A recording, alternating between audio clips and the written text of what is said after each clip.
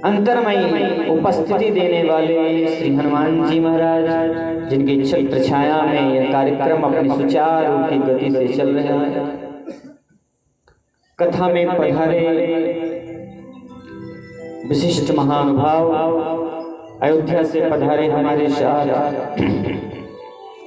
वैदिक विद्वान के प्रणेता, बहुत ही सरस संगीतमय देव पूजन कराने वाले मेरे परम पूज्य आचार्य श्री आशुतोष जी महाराज, जिनके अकंठ की कृपा सदैव हम पर बरसती रहती है। और मेरे मध्य में बगल में बैठे मेरे परम प्रिय मित्र आचार्य अनूप जी, और मेरे बगल में बाएं साइड में बैठे माँ भगवती सरस्वती के सरस उपासक सभी संगीत बंधुओं, और जिनकी उपस्थिति पीछे से है, जिनकी उपस्थिति बहुत ही प्रार्थनीय है, वंदनीय है, जो अहरनिश अपने कई कार्यक्रमों को रद्द करके, कई कार्यक्रमों को स्थगित करके इस कार्यक्रम को एक गति दे रहे हैं। कहीं भी कुछ त्रुटि रह गई हो उसको व्यवस्थित करने वाले मेरे परम प्रिय अनुज अमन जी, जो आप सभी लोगों के क्षेत्र के हैं, बड़े ही सुंदर गायक भी हैं, और भगवान की कृपा रही तो आपके ही क्षेत्र में जल्द ही शीघ्र ही एक बहुत ही अच्छे कथावाचक के रूप में उभरने वाले हैं। दूर दराज से आए हुए विशिष्ट महानुभाव, कथा में पधारी हमारी माताएं, मातृशक्ति, मेरी बहनें, ज्येष्ठ कनिष्ठ सभी भक्त पुरुषों,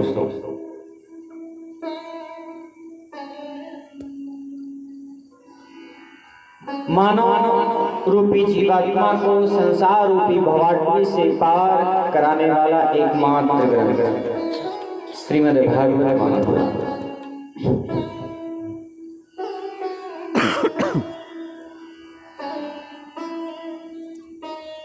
आज हम तृतीय दिवस के सायंकाल की पवित्र वेला में प्रवेश कर रहे हैं।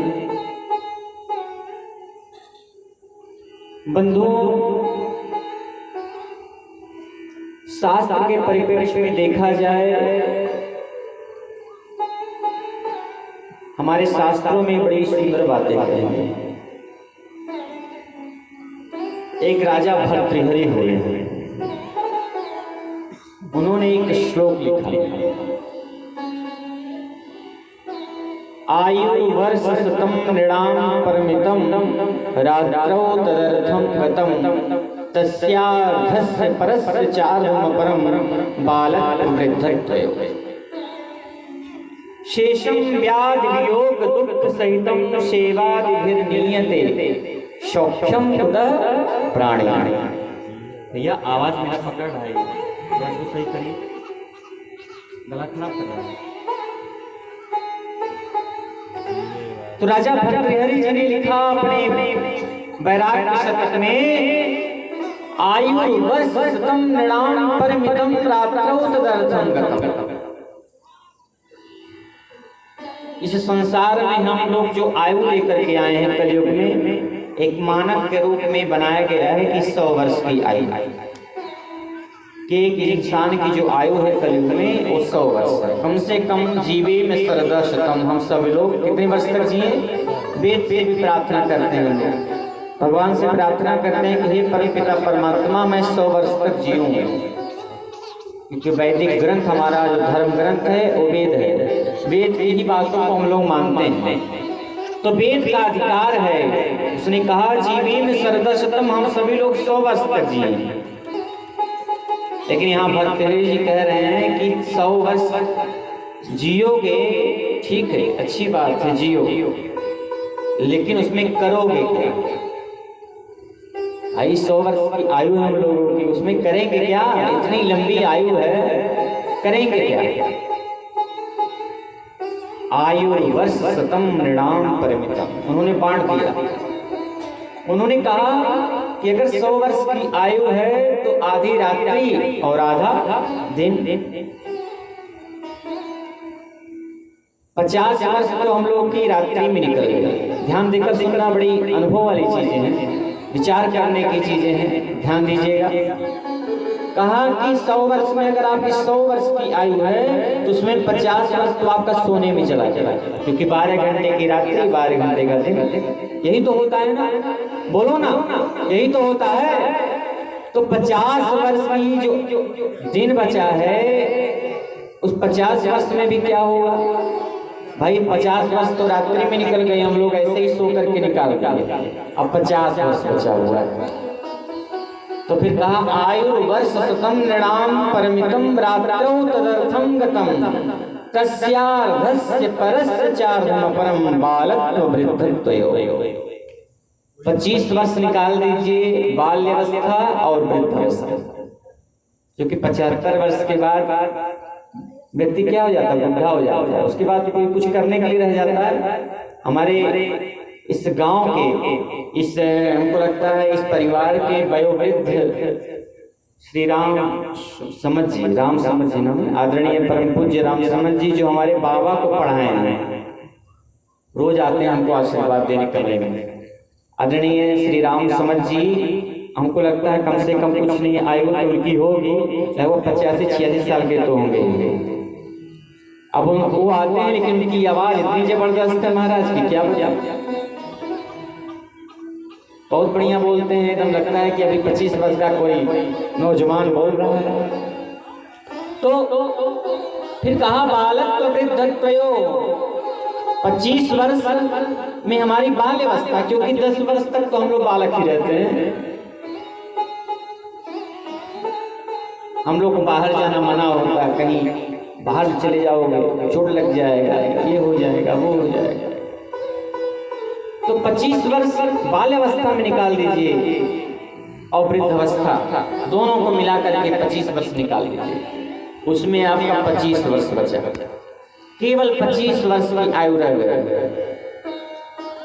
तस्यार्धस्य परस्य चार्धम परम बालत्व वृद्धत्वयोः। फिर कहा शेषम व्याधि वियोग दुख सहितम। 25 वर्ष की आयु है, उसमें भी क्या है? व्याधि है। व्याधि यानी क्या होता है? शरीरम व्याधि मंदिरम, शरीर क्या है? रोग का मंदिर है हमारे। शरीरम व्याधि मंदिरम, रोगों का घर है।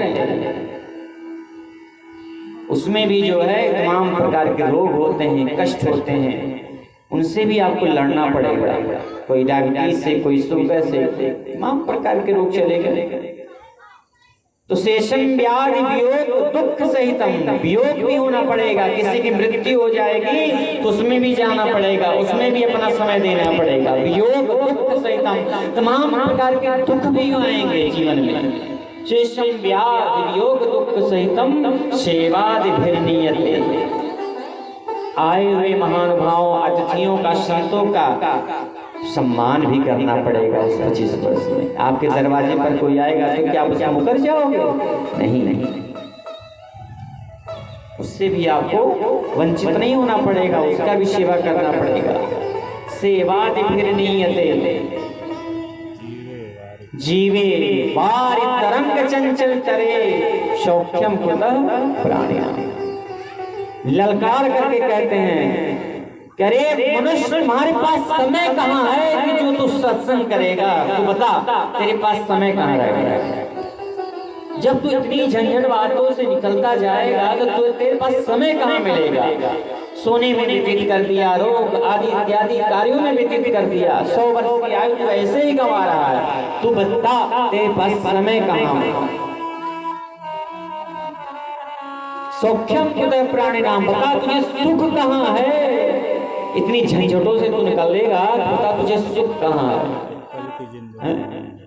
तो हमारे यहाँ शास्त्र कहते हैं सुख कहाँ है? महाजनों में गता संपन्न, जो ऋषि महर्षियों की बनाई हुई तपस्थली है, जिनके मुखार में से गाया हुआ धार्मिक ग्रंथ है, उनका आश्रय ले, सुख मिलेगा, धर्म मिलेगा, सब कुछ मिलेगा। और उसी धर्म का आश्रय लेकर के आत्मदेव कहाँ चले गए? वन की ओर चले गए। कल आपने सुना बंधुओं, कल हमने सुना कि भागवत की महिमा का वर्णन जब तक हमारे अंदर भक्ति ज्ञान वैराग्य का स्थापना नहीं होगा तब तक हम धुंधकारी जैसे राक्षस बने रहेंगे, जिससे हमारा परिवार वंश और कल्याण की निवृत्ति नहीं हो पा पाएगी और हम भटकते रहेंगे।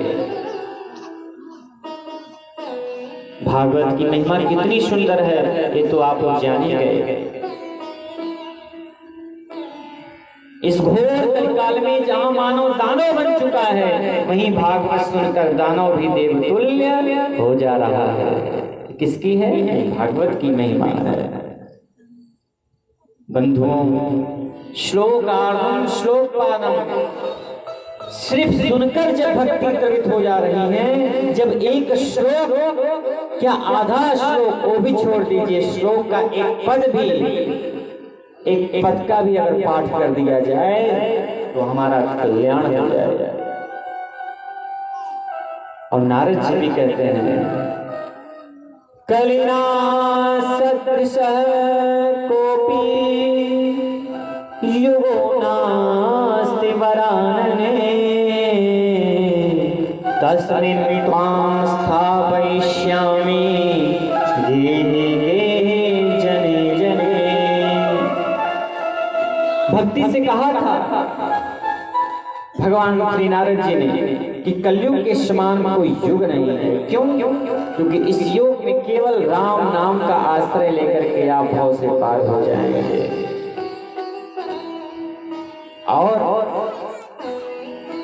नारद जी का वचन है, उन्होंने संकल्प कर लिया है कि तस्मिन् त्वां स्थापयिष्यामि गेहे गेहे जने जने, मैं आपको घर घर जन जन लोगों के हृदय में स्थापित न कर दूं तो मैं भी हरि का दास नहीं। संकल्प कर लिया है।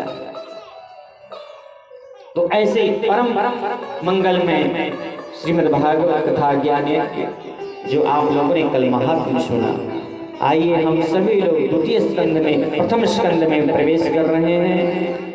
यहीं से श्रीमद् भागवत कथा ज्ञान का प्रारंभ होता है।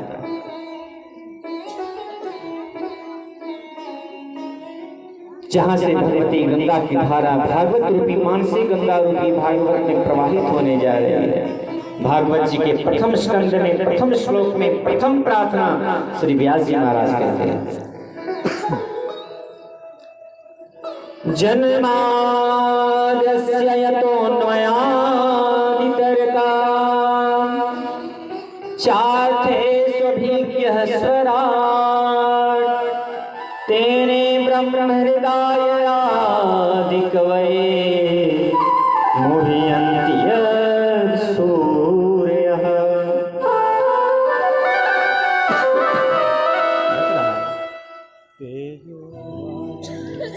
तेजो वारिमृदां यथा विनिमयो यत्र त्रिसर्गो मृषा धाम्ना स्वेद सदा निरस्तकुहकं सत्यं परं धीमहि।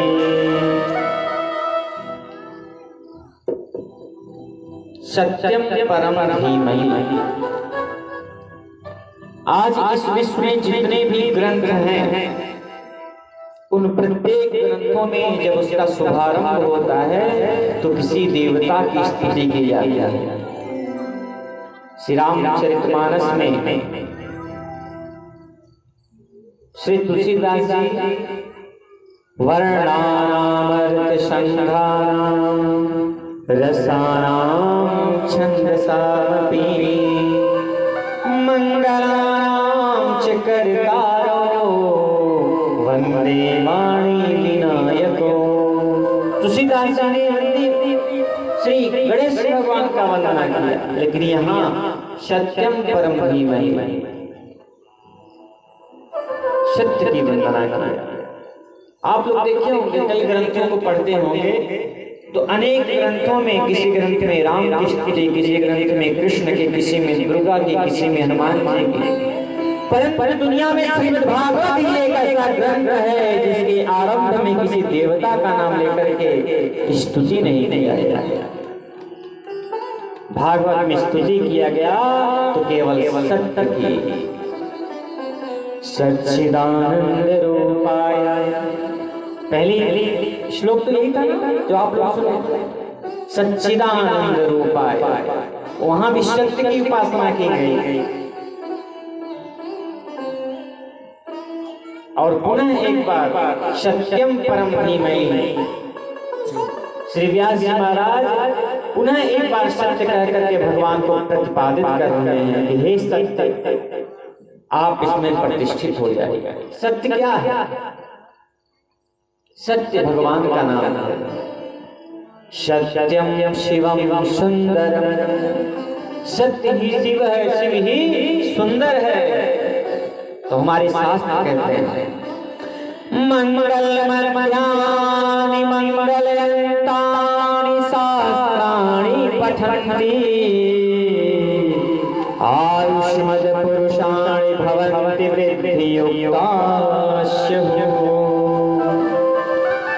श्री व्यास जी महाराज कहते हैं कि जो तीन मंगलाचरण वाले ग्रंथों को, तीन मंगलाचरण वाले पुराण को जो व्यक्ति प्रेम पूर्वक पठन करता है, श्रवण करता है, वो वीर पुरुष बनता है। आयुष्मद पुरुषाणि, आयुष्मद पुरुष बनता है, बुद्धि प्रबल हो जाती है। तो भगवान भागवत में 3 बार मंगलाचरण किया गया है। श्री व्यास जी ने किसी देवता की वंदना नहीं की, प्रारंभ में भी सत्य की वंदना की, मध्य में भी सत्य की वंदना की, सत्यात्मकं त्वं शरणं प्रपन्ना, और अंत में भी सत्य की वंदना किया है। सत्यम परम धीमहि, क्यों? क्योंकि भागवत में वास्तव सत्य ही है जिनकी कृपा हमेशा बरस रही है। भगवान का जो स्वरूप है सत्य स्वरूप है। काशी में एक ब्राह्मण रहते थे, बहुत ही आनंद पूर्वक विकाल संध्या करते थे, साथ में अनवरत भागवत का पाठ करते रहते थे, हमेशा पाठ करते रहते थे। एक भी समय अपना जाया नहीं करते थे, हमेशा श्रीमद् भागवत की पोथी को लेकर के मनन करते थे, चिंतन करते थे। पत्नी ने कई बार ब्राह्मण को काम धंधे के लिए बाहर भेजना चाहा, परंतु ब्राह्मण देवता का मन काम धंधे में नहीं लगा, केवल भागवत पारायण पाठ में लगे रहते थे। पत्नी बेचारी इधर उधर से व्यवस्था कर भरण पोषण करती थी। एक दिन कुछ संत उस ब्राह्मण देवता के यहाँ पधारे, क्योंकि भिक्षा मांग करके जीवन यापन करते थे और भिक्षा मांग करके भोजन बनाते थे और भोजन करके वे निवृत्त हो चुके थे ब्राह्मण परिवार। और जब संत लोग आए, घर में अन्न था ही नहीं, भोजन था ही नहीं। ब्राह्मण पत्नी बेचारी बड़ी बड़ी हुई, अरे स्वयं चल कर के आई। बंधुओं हमेशा याद रखना, संत स्वयं यदि चलकर आपके घर आ गए तो समझना साक्षात हरि आए। ब्राह्मणी बेचारी बड़ी चिंतित हो गई, बोली मेरे घर में कुछ है ही नहीं, क्या करूं, कैसे खिलाऊं, कहां से लाऊं। इधर उधर बेचारी बहुत परेशान देखकर संत ने कहा, देवी एक काम करो, हम फिर कभी आ जाएंगे। संत बेचारे चले गए। ब्राह्मणी बेचारी को बहुत हुआ, आज मेरे घर संत आए और मैंने कुछ खिला ना पाया। क्रोध आया, गई पति के कमरे में जो भागवत का पाठ कर रहे थे, उनकी भागवत जी की पोथी उठाई और उनके सर पर दे मारी और जोर से मारा। अरे पूरे दिन पाठ करते रहे थे, क्या दिया है इस भागवत ने? आज संतों को भूखा जाना पड़ा हमारे घर से। आज पैसा रुपया होता तो कुछ दाल रोटी मैं अपने संतों को खिला पाया। चले जाओ यहाँ से, घर से बाहर निकल जाओ। पति को बाहर निकाल दिया। ब्राह्मण देवता रोने लगे, अश्रु जल से नेत्र प्रपात होने लगा। भागवत के पन्ने को समेटते हुए, हृदय से लगाते हुए, हे प्रभु आप तो करुणा निधान हैं, आप तो सर्वंतर्यामी हैं ना, आप तो सब कुछ जानने वाले हैं। मेरी पत्नी अबोध है, वो आपको जान नहीं पाई, प्रभु क्षमा करिए। मेरी पत्नी भी अबोध है, वो जानती नहीं है। गंगा के तट पर भागवत के श्लोकों को पहुंच गए लेकर के, और गंगा मैया के तट पर वहीं जाकर के पारायण करने लगे। प्रबल प्रेम के पाले पढ़कर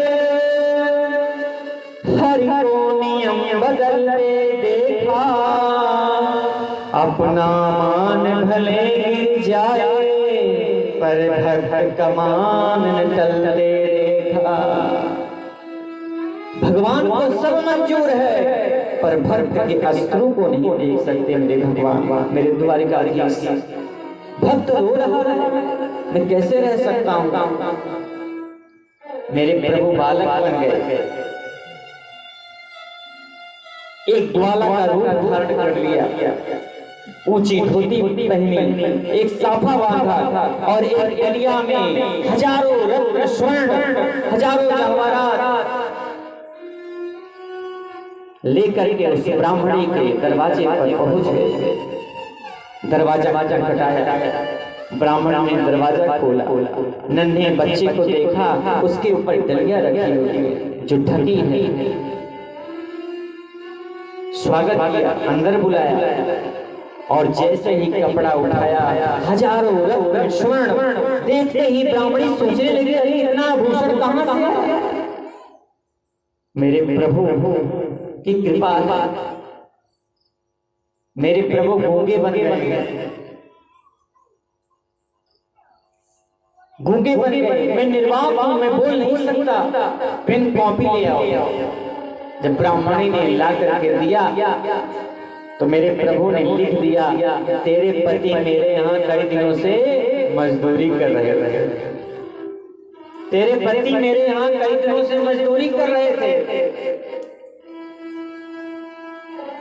लेकिन अपनी तनख्वाह नहीं हुए।